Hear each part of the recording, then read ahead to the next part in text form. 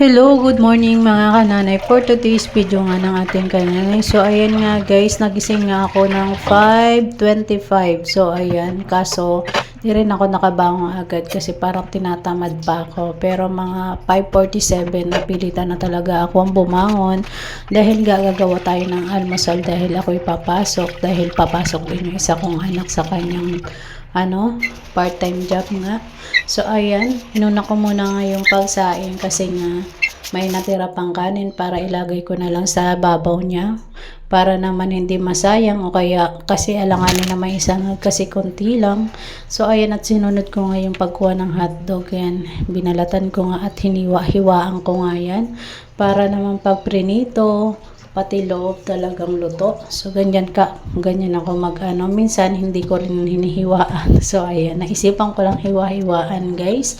So, ayan na nga guys. So, nagmamadali nga tayo dyan. Hindi pala, fast forward lang yan kaya nagmamadali. So, ayan, tingnan naman na at mag-scramble egg nga pala tayo. So, ayan, syempre nilagyan ko ng pampasarap para mas lalong sumarap.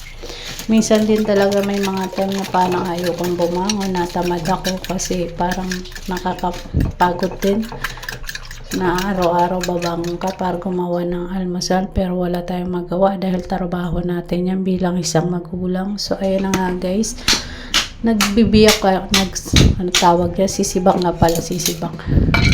Itak pala yung gamit ko. So, ayan, nag-ano nga pala ako ng kahoy dyan guys para sa pang natin, pang gatong. So, ayan, nililiit-liitan ko lang yan para nililiit-liitan ko lang yan para mas mabilis dumingas. So, ayan, ang ginagawa ko nga dyan, pampadingas, tsinelas na sira guys. So, ayan ang guys, nilagay ko siya sa gitna para mas mabilis siyang dumikit sa uling at magliyab. So, ayan, nilagyan ko siya ng konting uling. Hindi puro gatong yung nilagay ko para hindi naman mabilis maupos yung gatong. So, ayan nga guys, sinumpisan ko na magluto. Yan, prinito ko na muna yung hotdog.